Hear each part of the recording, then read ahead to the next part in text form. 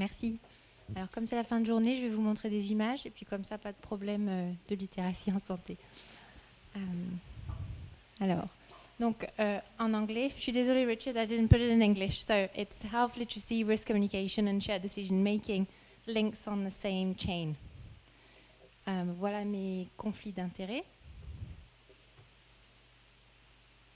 Alors, c'est là où je travaille. Comme j'ai une situation un peu inhabituelle, je vais vous expliquer. Donc, normalement, je suis basée aux États-Unis. Il fait froid 6 mois de l'année. Et donc là, je m'échappe à Marseille.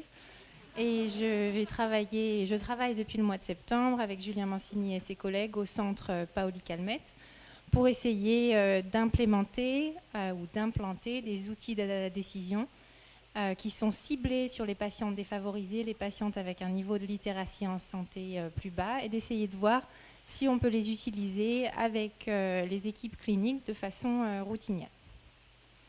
Voilà. Alors, on sait déjà, parce qu'il y a beaucoup de littérature au niveau international, et puis de plus en plus en France, que les patients les plus démunis, les personnes âgées, les patients qui viennent de minorités ethniques ont tendance à avoir un statut de santé plus détérioré. Ils vont avoir tendance à avoir des résultats cliniques plus pauvres et dans certains cas, une espérance de vie plus courte. Alors on sait que ces patients-là viennent de milieux socio-économiques plus défavorisés, qu'ils ont des difficultés à comprendre ces informations de santé, qu'ils ont des niveaux de littératie en santé plus bas. Pas toujours, je vois que Virginie... mais il y a quand même des tendances et ça a été prouvé dans les littératures. Berkman a fait une revue de la littérature sur la littératie en santé et a montré des corrélations importantes avec tous ces résultats cliniques, dont la durée de vie. C'est terrible, mais c'est comme ça. Et ces patients ont aussi tendance à être désengagés du système de santé et avoir des difficultés à naviguer le système de santé. Alors, depuis une trentaine d'années, on commence à s'intéresser à de différentes façons d'intégrer les patients dans leur système de santé. Alors, ce matin, Richard parlait de coproduction ou de co-design. On parle aussi de décision partagée. On essaye d'impliquer les patients et les médecins dans les décisions de santé. Ah, c'est la mauvaise version de lui. C'est pas grave. Attendez, je vais repartir en arrière. Dans les décisions de santé pour avoir de meilleurs résultats cliniques. Alors la décision partagée, une définition un peu académique, c'est d'impliquer les patients et les médecins en utilisant les informations scientifiques disponibles pour essayer d'avoir une décision qui s'aligne avec les préférences des patients. Alors ça marche, on a eu à peu près une centaine d'études randomisées où on utilise des outils d'aide à la décision pour favoriser justement l'implication des patients dans leurs décisions. Je vais vous montrer à quoi ça ressemble, vous en avez peut-être déjà vu. Et ça marche, on espère, pour une grande partie de la population. Cependant, on ne sait pas s'il y a des patients justement qui sont marginalisés, qui ont la porte fermée à la décision partagée et qui vont peut-être avoir des inégalités sociales plus importantes parce que justement, ils n'arrivent pas à communiquer et à s'engager dans cette prise de décision médicale avec leurs professionnels de santé. Donc il y a quelques années déjà, on a fait une revue de la littérature pour s'intéresser justement aux interventions qui visent à favoriser la coproduction, la décision partagée, et on s'est intéressé surtout à ces populations défavorisées. Et dans nos critères d'inclusion, on a également inclus les patients qui avaient un niveau de littératie en santé bas.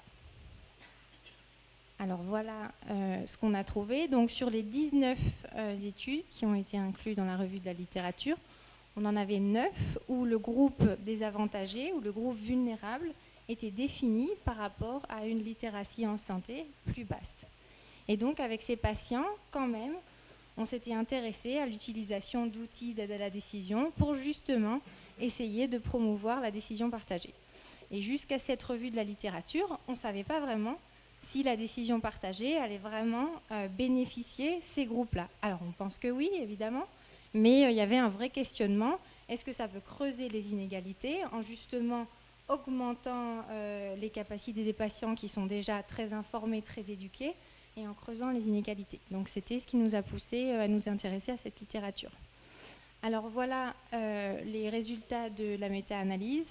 Donc vous voyez ici sur 4 indicateurs, alors la connaissance, la participation à la consultation et à la prise de décision, le conflit décisionnel et la self-efficacy, donc la confiance en soi dans la prise de décision.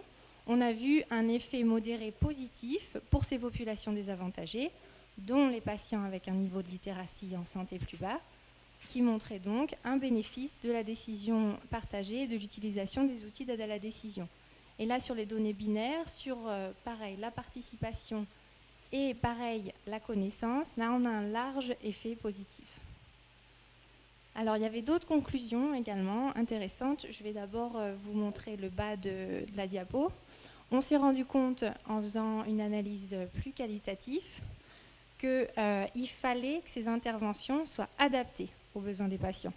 Donc, s'il y avait vraiment un effet positif et bénéfique des outils d'aide à la décision ou des interventions destinées à l'implication des patients dans la décision partagée, eh ben, il fallait justement que le contenu soit adapté.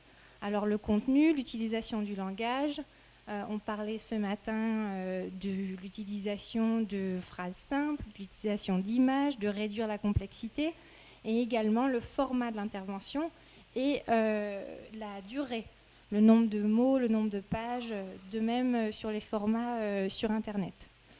Alors, au niveau des effets sur ces patients désavantagés, donc la connaissance était améliorée, le choix était plus informé, la participation dans la décision médicale était également améliorée, decision self-efficacy, que je ne sais pas vraiment traduire très bien, et une préférence pour une prise de décision collaborative. Donc, pas d'abandonnement du patient qui décide seul, mais une prise de décision partagée entre le patient et le médecin.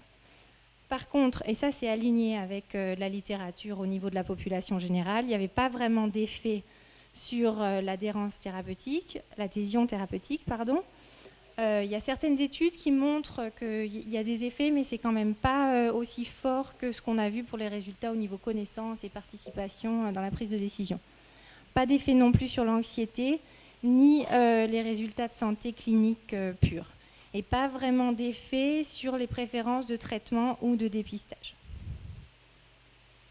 Alors, à partir de ça, donc ça c'était en 2012, moi je me suis vraiment intéressée justement à l'adaptation de ces outils d'aide à la décision et de l'information en santé pour essayer d'impliquer tous les patients et idéalement d'essayer de réduire les inégalités en santé. Alors, il y a un concept qui existe depuis longtemps, qui est l'idée de supériorité des images, pictorial superiority en anglais. Donc, on se rend compte qu'au niveau de la rétention de l'information et de la capacité à comprendre le contenu, eh ben, on réagit tous beaucoup mieux quand on nous présente des images et des mots simples. Et c'est encore plus important chez les patients qui ont un niveau de littératie ou de littératie en santé plus bas. Ils ont tendance justement à compenser par avoir une littératie visuelle plus forte. Donc, ils comprennent mieux le contenu présenté de façon imagée. Donc, on s'est mis à s'intéresser à ces questions-là et à développer ce que vous voyez ici, un outil d'aide à la décision qui va s'utiliser dans la consultation. Alors, celui que vous voyez là, c'est pour une décision autour du cancer du sein, pour des patientes qui ont un cancer au stade 1 à 3A, et on leur propose de décider entre une tumorectomie et une mastectomie. Et donc, on compare avec les images et également des diagrammes qui essayent de représenter cette communication des risques. Vous voyez la deuxième page, c'est la même idée. Et ces dessins et le contenu sont testés et retestés avec des patientes de niveaux socio-économiques différents, de niveaux de littératie différents, et idéalement de groupes ethniques et culturels différents pour s'assurer que les images sont comprises et acceptées. Ça prend beaucoup de temps et c'est compliqué. Là, vous pouvez voir une représentation visuelle d'une des études qui utilise justement cet outil d'aide à la décision imagée en le comparant à un outil où il n'y a que du texte. Et on stratifie l'échantillon en fonction du niveau socio-économique. Donc les femmes avec un niveau socio-économique plus élevé, les femmes avec un niveau socio-économique plus bas, on les randomise, soit l'outil d'aide à la décision avec juste les images, sans les images, juste le texte, ou comment on dirait, usual care, donc le soin qu'elles reçoivent normalement sans intervention. Et donc, on a presque fini le recrutement et on essaye de voir si l'outil de la décision qui intègre les images va pouvoir justement, idéalement, essayer de réduire ces inégalités au niveau de la connaissance, du choix du traitement et également de la qualité de vie et de l'anxiété. Alors, je vais vous présenter rapidement une deuxième étude qui s'intéresse maintenant à la question de la communication des risques, la littératie en santé et d'un autre concept qui est quand même lié à tout ce dont on a parlé aujourd'hui, qui s'appelle la littératie graphique ou graph literacy. Et donc, on présente depuis une dizaine d'années maintenant les risques avec souvent des diagrammes. Je vous ai montré un qui s'appelle, faut m'aider, c'est quoi un pictogramme, merci, Icon Array, pictogramme. Ou alors on utilise des diagrammes à barres, ou des fois on présente juste les chiffres. Et donc la littérature avait l'air de dire que ces pictogrammes seraient mieux reçus et compris par les patients. Donc c'est ce qu'on faisait, jusqu'à ce qu'on l'utilise vraiment avec des patients défavorisés dans le Bronx et que les patientes nous disent « Ouh là là, on ne comprend rien, on préfère les chiffres ». Donc on s'est dit, il y a peut-être un problème, peut-être qu'on n'a pas suffisamment testé avec des patients défavorisés qui ont peut-être un niveau de littératie en santé plus bas.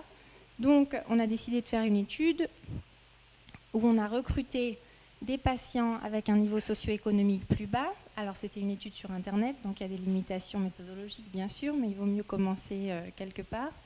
Et donc l'idée c'était d'essayer d'explorer la relation entre la capacité à comprendre les données numériques présentées de façon graphique, cette graph literacy, la numératie en utilisant le SNS3 qui a été traduit en français, et la littératie chez des gens avec un niveau socio-économique bas. Et d'essayer de comprendre si la capacité à comprendre les images et les graphiques pouvait affecter la compréhension totale. Ce qui nous avait été suggéré dans le Bronx par ces patientes. Alors voilà les caractéristiques de notre échantillon. Donc on a recruté 436 patients, comme je vous le disais, sur Internet. Alors pour la littératie en santé, on a utilisé l'outil court parce que c'est plus pratique et comme ce n'était pas vraiment le focus de notre étude, on était quand même intéressé par cette littératie graphique. On ne voulait pas non plus avoir un questionnaire trop long. Alors le problème qu'on a eu ici, c'est comme c'est subjectif, c'est les patients qui disent oui, j'ai des difficultés ou non. On a eu, il semblerait, une surestimation des patients qui avaient une littératie en santé adéquate, alors que ces patients sur la numératie et sur la littératie graphique ont eu des difficultés importantes. Au niveau des associations, il y avait une association entre la littératie en santé et une histoire de cancer dans la famille et également la numératie subjective avec cette échelle qui est donc 3 questions. Mais pareil, c'est subjectif, il n'y a pas d'évaluation objective ni de la numératie ni de la littératie en santé du patient. Alors voilà les résultats sur la compréhension. Donc on leur a montré différents types de graphiques. C'est une échelle courte. Il existe une échelle longue qui mesure cette littératie graphique. Le score moyen était de 1,47, qui est plus bas que ce qu'on a trouvé dans la population générale avant. Et une littératie graphique plus élevée était associée à une numératie plus élevée également. Et là, on a comparé la compréhension et la préférence pour un type de graphique. Et on s'est rendu compte qu'en règle générale, dans notre échantillon de patients avec un niveau socio-économique plus bas, eh bien, la préférence, alors il n'y a pas une grosse différence, vous voyez les résultats en bas, elle était pour le tableau, pour les chiffres qui n'étaient pas présentés sur un support graphique, suivi par les diagrammes à barres, et puis ces pictogrammes qui étaient censés être supérieurs et mieux compris, eh bien, ils sont arrivés en dernier. Il y avait une association également entre la compréhension et la préférence, et ça c'était significatif pour le tableau. Donc les patients qui avaient une meilleure compréhension en voyant les chiffres présentés sur le tableau seulement, avaient également préféré ce format-là par rapport aux autres formats.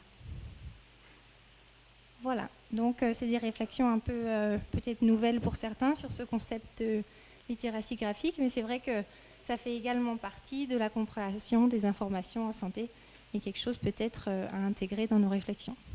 Voilà, merci.